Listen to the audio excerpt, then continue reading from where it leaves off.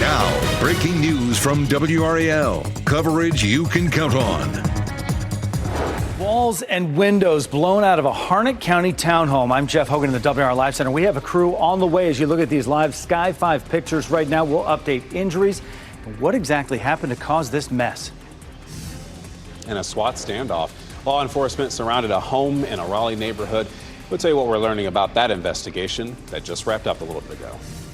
And for the 6th day in a row, we've got heat alerts in effect. We'll show you why those days are numbered and the cold front that causes that change coming up. Thanks so much for waking up with us here on WRAL News and Fox 50. I'm Chris Lovingood. I want to hand it right back over to our meteorologist, Chris Michaels, there, because, Chris, again, another WRAL weather alert day, and we wouldn't just do that for any old reason. It's very important to pay attention. Right, and especially because the effects of heat, they add up from day to day, and because this is the 6th straight day with heat alerts in effect, it can take a toll. But hopefully you've been resting and recovering prior to any kind of shift or any kind of work that you have to do outside. The bulk of the heat, of course, between 11 a.m. and 8 p.m. Out the door this morning, Garner's at 75, Fayetteville, Durham, and Rocky Mount 78, Cary's at 75 as well. And temperatures today rising back into the mid-90s. This is where a lot of you were yesterday afternoon, and you may see a slight dip in the humidity this afternoon as you go north of Wake County, but the rest of us going to be feeling the stickiness. That's why our best shot of isolated storms is going to be in places like maybe Fayetteville and Clinton, as opposed to places like maybe Warrenton and Lewisburg. But shower and storm chances will rise along this front as we head into late Thursday and late Friday. But there's other changes involved with this front. I'll help you make plans for the weekend coming up in just a little bit. Michelle? All right. Thank you so much, Chris. Crank that AC this morning because it is going to be another hot day, as Chris was just telling you about. I-40 at South Saunders Street. We're kind of looking at the trees here, but this did show a little bit of a slowdown because there was a crash in that area. I believe that crash is still there. You can see it there with all the yellowing on the map here. You can see all of those delays. You will get through. It's just going to take you a little while this morning. Also elsewhere around the triangle, things looking okay. We are seeing a pretty big delay coming in from Knightdale. 16-minute delay coming on 87 South, a 9-minute delay coming in from Wake Forest, and then up in Durham, 885. That's going to be about 3 minutes on 40 this morning. As always, you can listen to us anywhere on the radio, 101.5 HD3. All right, we're going to go to that breaking news scene right now. Crews are investigating a reported house fire and a possible explosion in Harnett County. That's where we find WRAL's Kelsey Coffey. She just arrived in Anger. Kelsey, what have you learned since you've arrived? Yes, Chris, we're hearing reports of a possible explosion in a townhome community here in Anger. This is on Tippett Road, so you can see that there are a few officers there on the street, and then it looks like Bowie Creek Fire Department is responding here. But we're going to take you straight to video now, live from Sky 5, because our view here is obstructed from the ground. Here's what we can tell from that aerial view from Sky 5. It appears that both the front and the back of a townhome has been damaged. Doors and windows are blown out. There's also some severe damage to the garage. It looks like only one unit was damaged, so we know that one person was sent to the hospital according to Broadcastify radio traffic. We're just working to confirm that with officials right now. We're also working to find out what caused this and whether anyone else was hurt. Kelsey Coffey, WRAL News, live in Anger. Another breaking news story. Just a little over an hour ago, a man left a home peacefully after a SWAT standoff in Raleigh, and that happened near Millbrook and Falls of Neuse Roads. Let's bring in Allie Cadlabar. She's been there on the WRAL Breaking News Tracker for hours.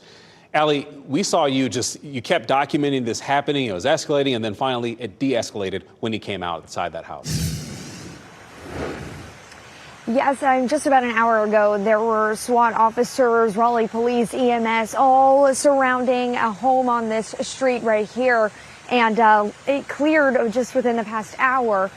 Listen to these moments. It was very intense moments that a SWAT officer was on a speaker demanding the man inside to come out. This is the Raleigh Police SWAT team. Come to the front door, put their hands up and empty. Do it now. That demand went on for about an hour until that man surrendered to police, coming out of that front door with his hands up, even ducking down. Raleigh police tell us this man was threatening people in the home with a knife. That was called in around 4 a.m. When police got there, he barricaded himself inside, and then he surrendered himself to police around 6:45. No one was injured, and we did speak with some of the residents that were there. They were outside during this process, and they said no comment to us. They were not speaking to us at this time, but we are working to learn more details about what led up to this man threatening people earlier this morning. Reporting in Raleigh, Ali Kadlabar, WRAL News. Raleigh police are also investigating a shooting at a gas station. That happened around 1 o'clock this morning at the Sheets off Chapel Hill Road. This video you're seeing here is from the WRAL Breaking News Tracker. Notice these bullet holes in the two vehicles there and the evidence markers. But police say no one was injured. The shooter has not been arrested, though. And WRAL is working to find out what led up to that shooting. Authorities in Hawaii are signaling things are better, but not over, after a tsunami warning led to evacuations there. And that warning has since been downgraded to an advisory. This is all stemming from an 8.8 magnitude earthquake that hit Russia. Evacuation orders have been canceled, and some people are allowed to return home. The Pacific Tsunami Center says strong currents may still pose a danger there. Back here locally, people who live in North Hills, they're getting the chance to learn more about new developments that are being proposed. And that could include buildings up to 40 stories tall. WRAL's Laura Levine is there live now to tell us about where exactly this is going to be. Laura, this is about an open house. Well, people will get some updates on this. Chris, good morning. The community will get more details on Kane Realty's second run, really, at making new development here in North Hills. Now, we know there are 4 sites here around Six Forks and Lassiter Mill where those tall towers could be built. So here's the area that's in the crosshairs, the intersection of Six Forks and Lassiter Mill. The letters sent to nearby residents show the proposed rezoning seeks increases up to 12, 20, and 40 stories tall. You may remember Kane trying to do this back in 2021, but withdrew the request in 2023. Larry Helfand with the Midtown Citizens Advisory Council says the proposal still doesn't address the concerns from before, congestion and more density. Quite frankly, nothing has changed. Those same arguments that I provided before were negotiable, but they wound up as an impasse. It's a nice open concept. But what they're proposing now is going to take every open area, every open parking area, and they're going to put a building on it. And we did reach out to Kane Realty to learn more specifics on this project, as well as the timeline. They tell us that everyone will learn more at tonight's open house. That open house is from 5 to 7 p.m. at the Church of the Apostles Fellowship Hall, again from 5 to 7 p.m. Laura Levine, WRAL News, live in Raleigh. So if you think it's intensely hot outside for you, well, it probably is for your pet, too. Management with the Wake County Animal Shelter says that they have seen a few cases here at the Cary Animal Control of dogs being left in hot cars.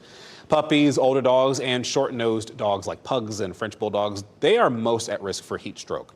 Now, these are some of the signs that your pet may be experiencing the heat stress. They become lethargic, they pant more than normal, or even vomit.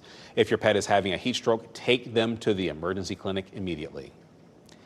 Today, we're expected to get an update on renovations happening at Lenovo Center. NC State Athletic Director Boo Corrigan will join the chairs of Hurricane Holdings and Centennial Authority. They're going to have a news conference this afternoon at 3 o'clock. The renovations include adding the Lenovo Legend Club, new arena-level bunker suites, and a 300-level view bar. The renovations are expected to be ready for the 2025-26 season, and WRAL's Chris Lee will be at that conference today. You can watch for our afternoon newscasts for updates. Happening today, lawmakers in the State House are expected to take up a so-called mini-budget passed by the Senate. Some of the big items in that agreement are money to hire more DMV employees, build new DMV offices, and address state health plan shortfalls. Now, it's notably missing items such as teacher and state employee raises. It also does not include new tax cuts. But we do have more information on the NC Capitol section of WRAL.com. In fact, our NC Capitol team will be following this story throughout the day, so make sure you tune into our shows from 4 to 7:30 this evening for the latest. State lawmakers will hear new information today on Helene recovery efforts in western North Carolina. State leaders will go before a joint legislative committee this morning to talk about disaster recovery. Now, this committee meeting is happening a little more than a month after lawmakers unanimously passed an additional $500 million in Helene relief funds.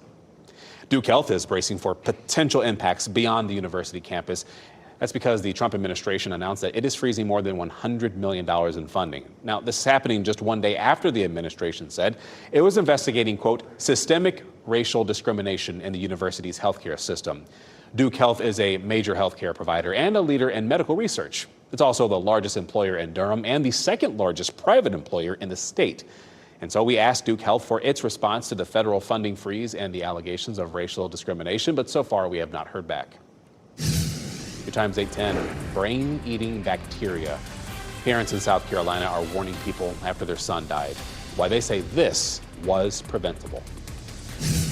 And so far across North Carolina, this has actually been one of the hotter summers on record, but there's some relief on the doorstep. We'll break down a cold front when it moves through and what it brings with it coming up.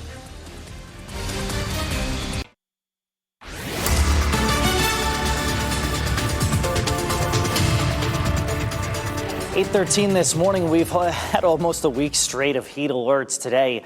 No different, a heat advisory that's in effect for most of our area from 11 a.m. until 8 p.m. I do think it's going to be a little more humid in our southern counties as opposed to areas farther to the north. But again, another very hot and sticky day for you, something we've gotten used to, right? Over the course of the summer so far, we've had 15 days with heat alerts in effect, and 12 of those have happened in the month of July. So out the door this morning, expect more of the same. The warmth and the mugginess. 78 in Raleigh, Fuquay's at 75, Durham's at 79, Wake Forest and Knightdale at 76 degrees.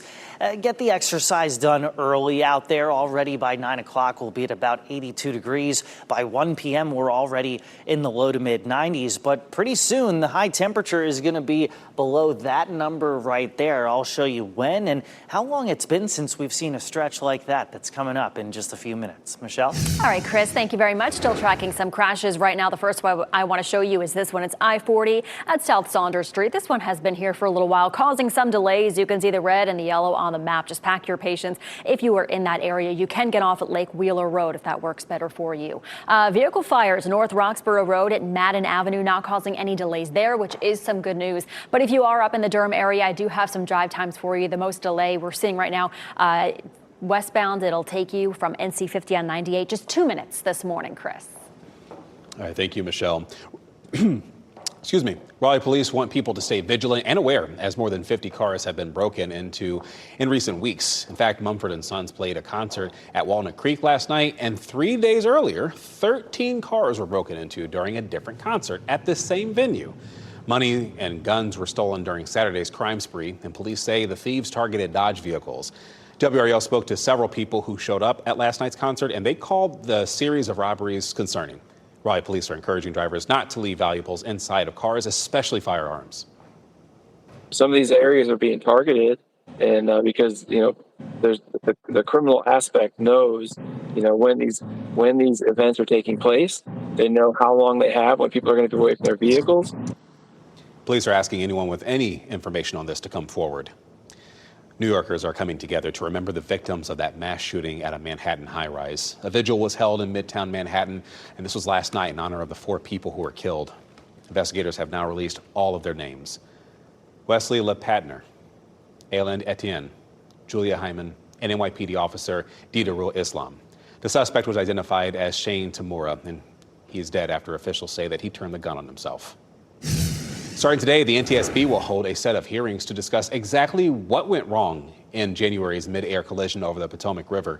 The crash happened 6 months ago between an American Airlines passenger jet and an Army Black Hawk helicopter. It killed 67 people. It was the nation's deadliest plane crash since November 2001.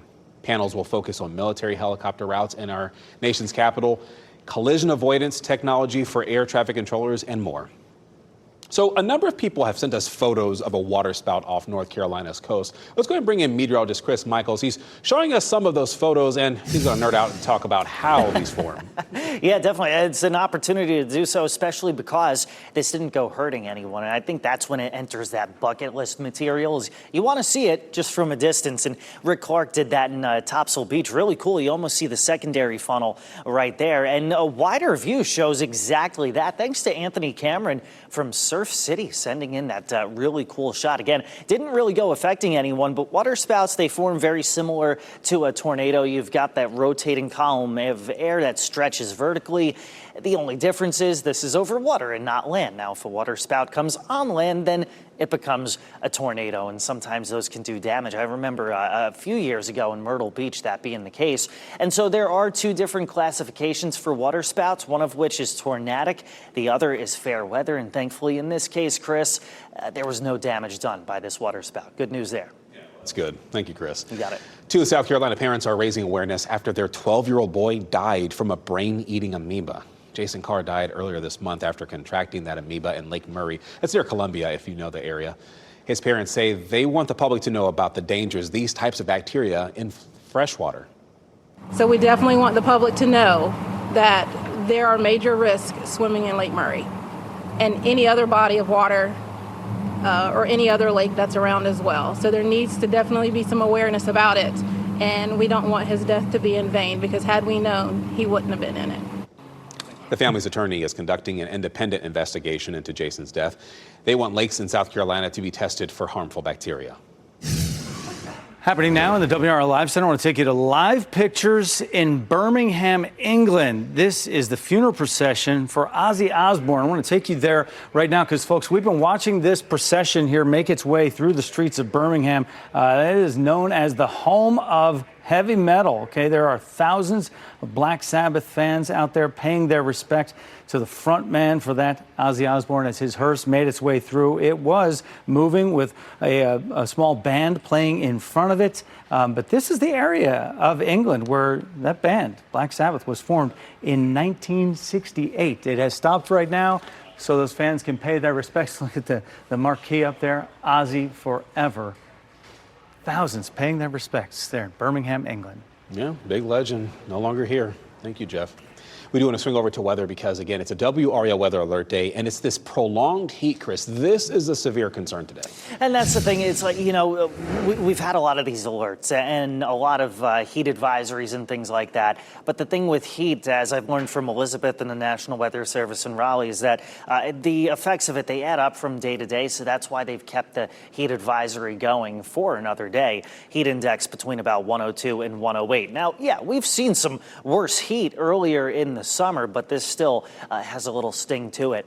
High temperatures 92 to 96. The heat index, when you factor in the humidity, that reaches anywhere from 102 to 108. The humidity is also going to lead to the chance for a few isolated showers and storms. Better chance is going to be across the Sandhills today and perhaps as far north as areas like Four Oaks, Benson, and Lillington. That's really up until about sunset. After that, we lose the heat of the day and we lose that limited chance for showers and storms. But that chance returns and it actually increases heading into Thursday.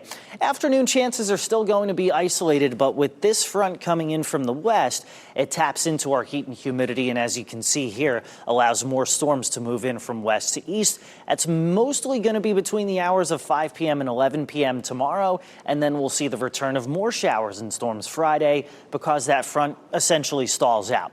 What you're seeing here on your screen is the medium risk for some flooding in the yellow. That's mainly going to be from Wake and Chatham County southward late Friday into Friday evening. So that's sort of the downside with this system. The positive for those of you who are done with the heat is you get a little bit of a break. This weekend, humidity levels become a little bit more tolerable by Sunday, and temperatures back off as well. Saturday and Sunday in Roxborough, highs 75 to 80, in Henderson 80 to 82, and for most of the area, highs between about 82 and 85 degrees. So no, it's not going to feel like fall, but it will be a big change from some of that intense heat that we've felt over the past several days and several weeks. But in between that temperature change, you've got that rise in storm chances. That'll take us through Thursday and Friday. Michelle? All right, thank you very much, Chris. And taking a look at the roads this morning, once again, I-87 at Smithfield Road, still seeing that slowdown there this morning. This is pretty typical for this time of morning. We are not seeing any crashes, just that major slowdown. There's just a lot of people on the roads this morning. You can see going through Nightdale. There it is there, the yellow and the red on the map. A lot of people, they like to take different routes just to get around that. You can take Pool Road. That will take you around that slowdown this morning. Elsewhere around the triangle, you can see a couple of incidents that we are following. One that is still there, a crash on I-40 westbound. This happening at South Saunders Street. We were seeing a lot more delays earlier, so it looks like the delays are slowly starting to clear up, which is some good news. You can still see a little bit of yellowing past Lake Wheeler Road, but that is a huge improvement from the last 15 minutes or so. Another incident we are also following up in the Durham area. Vehicle fires North Roxborough Road at Madden Avenue. That's been there for quite a while. We have not seen any delays from that, which is some good news. But if you are up in that area, I do have some drive times for you. Hardly seeing any delays in Durham. Just a 2-minute delay coming in from NC 50 on 98. A 1-minute delay coming in from Infinity Road on 501. And just a 1-minute delay coming in on 40 West from Wade Avenue. As always, listen to us on the radio anytime, anywhere. 101.5 HD3. Always take us with you on the go. Thank you, Michelle. Looser gun restrictions. The new law that will take effect after lawmakers overrode a veto from Governor Josh Stein. Plus, robot devices in your home. 5 on your side's Keely Arthur reveals which ones are worth your money and which ones you should probably avoid.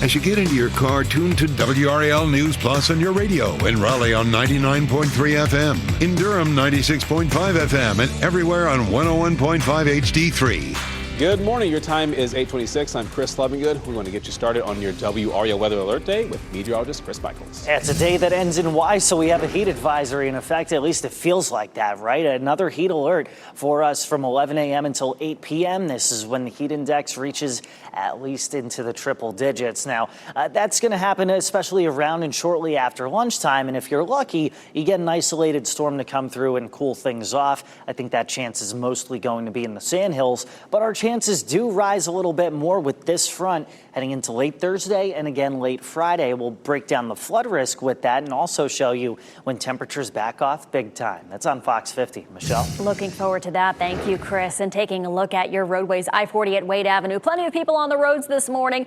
You do need to take your time, but we are not seeing any crashes or delays in that area. We are seeing a crash I-40 at South Saunders Street. This has been causing quite a bit of a delay this morning, but the roadway is looking green, meaning that crash, and you just saw that crash disappear. So things are clearing up nicely for you this morning. Elsewhere around the triangle, things looking good, barely seeing any delays. Just an 8-minute delay coming in from Wake Forest on US 1 South. Chris. All right, thank you, Michelle. Breaking right now, Raleigh police have arrested a man after he barricaded himself inside a home in Raleigh. This was just west of Falls of Noose Road. Police say that man was threatening others in that home with a knife, but the SWAT team eventually surrounded that home, and again, he left. And right now, teams are on the scene of a reported house fire and a possible explosion in Harnett County. This is happening on Burford Way in Anger near Tippett Road, if you know that area. We are working to learn more about what happened there, and that's why we have WRAL's Kelsey Coffey on scene. Next on Fox 50, heat stress on pets. Animal Services are providing advice that you should know if you're planning on leaving your pet by themselves outside. Now, breaking news from WRAL. Coverage you can count on. Breaking right now, windows shattered. Firefighters are investigating a structure fire in Harnett County. Ahead, look at that destruction and where this investigation is. Plus, SWAT standoff comes to an end. A man is in custody after an hours-long standoff with Raleigh police and a SWAT team. The tense moments leading to that arrest. And one more day of a heat advisory in effect for the area. We'll show you what it's going to take for the heat to back off and when we see some increasing storm chances as well coming up. Thanks so much for staying with us here in WRAL News and Fox 50. I'm Chris Lovingood. Folks, we have a lot of stories that we're covering today, as you just said. As you heard us talking about the situation in Harnett County, we'll get back to that in a moment. But first, we do want to hand it over to Chris Michaels because today is a WRAL Weather Alert Day. Yeah, and it's because of that heat advisory, right? And we've had a lot of these issued back to back to back from the National Weather Service, but it's because the effects of heat, they add up from day to day for those who are either working outside or maybe more susceptible to the heat if you have asthma and things like that. So that's why these advisories get issued. This is from 11 a.m. until 8 p.m. today. But in the meantime, it's just warm and sticky out there. Plenty of sunshine with some high-level clouds mixed in outside of Fenton and Cary, where temperatures are in the mid to upper 70s already.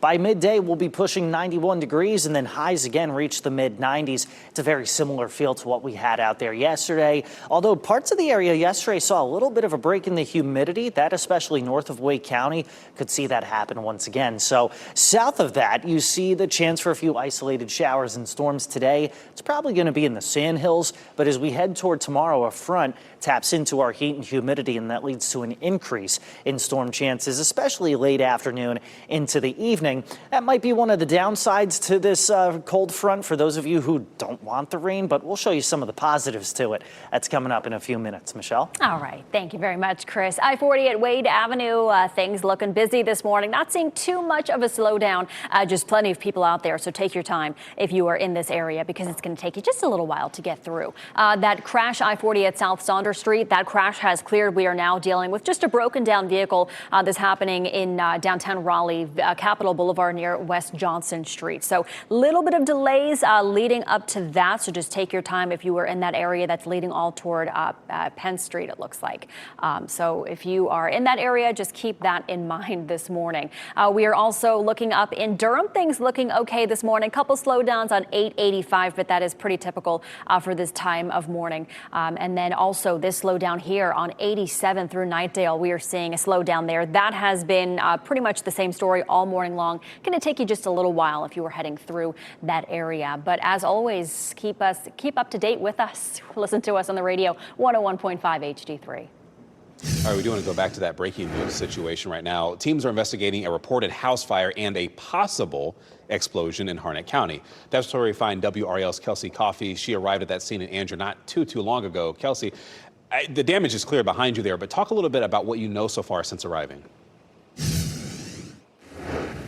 Yes, Chris, we learned that one person was injured according to Broadcastify radio traffic. We were able to move a little bit closer to the scene here within the past 30 minutes. So you can see a townhome that appears to be damaged there. This is a townhome community on Tippett Road here in Anger. We'll take you to a video now from Sky 5 so you can get a look, an aerial view here. It appears that both the front and the back of this townhome have been damaged. Doors and windows are blown out. There's some severe damage to the garage as well, but it looks like only one unit was damaged. So if you come back to our live picture here, you can see how there is a lot of caution tape that's surrounding a pretty large section of this townhome community. So we're still working to find out what caused this and whether anyone else was hurt. We'll be sure to keep you updated as we find out more information. Kelsey Coffey, WRAL News, live in Anger. And a little over 90 minutes ago, a man left a home peacefully after a SWAT standoff in Raleigh. And that's where we find WRAL's Ali Kadlabar near Millbrook Road, just west of Falls of Noose Road. Ali, it escalated at one point. It's since de-escalated after that man finally came out of that house. Yes, it was a very intense situation here, Chris. Just about 90 minutes ago, we saw SWAT officers, Raleigh police, EMS, even a fire truck responding to this scene, swarming a home here on this road behind me. Very intense moments. Listen to this, SWAT demanding this man to come out of this home. This is the Raleigh Police SWAT team. Come to the front door with their hands up and empty. Do it now. This is video of the moments that man peacefully surrendered to police, coming outside with his hands up and even ducking down. Raleigh police tell us a man was threatening people in the home with a knife around 4 a.m. When police got there, this man, he barricaded himself inside. Luckily, no one got hurt. We are still working to find out what led up to these intense moments. Well, the SWAT team was out here for about 2 hours trying to get that man outside. And so we're working to find out the latest details and the identification of the man. Reporting in Raleigh, Ali Kadlabar, WRAL News.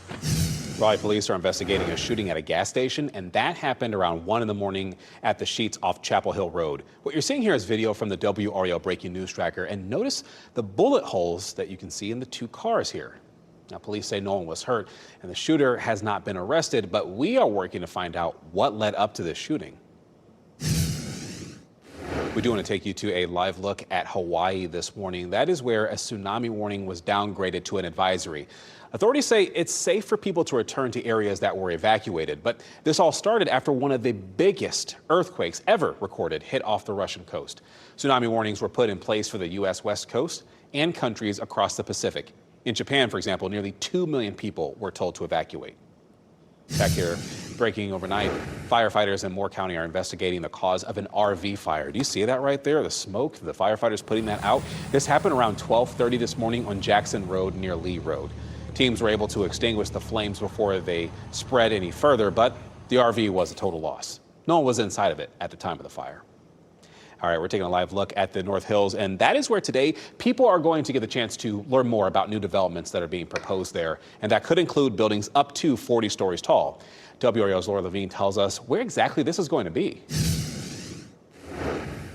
Happening today, the community will get more details about Kane Realty's efforts to build taller towers here in North Hills. The area we're talking about here is between Six Forks and Lassiter Mill, where those tall towers would be built. Here's a better look at the area we're talking about that's in the crosshairs, the intersection of Six Forks and Lassiter Mill. Letters sent to neighbor and nearby residents show the proposed rezoning seeks increases up to 12, 20, and 40 stories here. You may remember Kane trying to do this back in 2021. Larry Helfett with the Midtown Citizens Advisory Council says that this could completely change the landscape of the area. I don't think anybody is against density. I don't think anybody is really against John Kane for what he's brought to the area. People love the restaurants, they love the retail side of it. What they don't like is building into the sky. And we did reach out to Kane Realty for comments in regards to specific information about this proposal and the timeline. They tell us we will get more details tonight at the open house. The open house will take place at the Church of the Apostles Fellowship Hall. That's from 5 to 7 p.m. Laura Levine, WRAL News in Raleigh. Investigators believe the man who shot and killed 4 people in a Manhattan building was targeting an NFL office. Law enforcement say that a note was found at that scene, and it cited the NFL in its writings, voicing Shane Tamora's anger that his mental illness may be linked to his time playing football. Authorities also say a cell phone was found at the scene, and they're working to find additional information about a motive that it could contain. The UNC Board of Trustees is set to discuss adding dozens of bus stops and a possible new arena on campus. The board is set to approve an agreement to allow Chapel Hill to use university land to build more than 30 new bus stops for the North-South Bus Rapid Transit Project. They'll also look at adding what's being called the NC Coliseum. The premier multi-sports complex would primarily host cricket games, but it would also be able to host other sporting events and concerts. The arena would bring in millions of dollars in state revenue and from hotels, vendors, tourism, and sports betting. State lawmakers set a record for overriding 8 vetoes over the objection of Governor Josh Stein. Now, 2 of those bills would have loosened gun restrictions in North Carolina, but only 1 was overridden. That law will allow private schools to hire teachers, parents, or other volunteers to carry guns on campus during school hours for security. The other vetoed bill never made it to the House floor. It proposed lowering the concealed carry age from 21 to 18 and would eliminate any training requirements to get it. And so, yeah, it's just something that I know folks on both sides are passionate about. Our folks on our side are passionate one way on it, and overwhelmingly our caucus wants to see that get done. But you don't have the votes. Well, I think we'll see what happens. I think we will. House Speaker Destin Hall says that it will remain on the calendar every day until he feels they have the votes to override it. Another change includes oversight of North Carolina's charter schools. It will shift to a board mostly picked by lawmakers. It means that the state superintendent will no longer be in charge of hiring the state's charter school director. The State Board of Education also will not be able to approve new rules for charter schools. Instead, the state's charter school review board will do those things. Your time is 8:40 this morning. Rise of robotics. Household robots are on the rise. Next, 5 on your side investigates if they are truly helpful or just another tech trend. Plus, waterspout spotted, where this whirlwind was caught forming ahead. You know what? Let's get you a bonus look here at Durham this morning. A much-needed break from the heat is on the way. Meteorologist Chris Michaels is tracking the next cool down.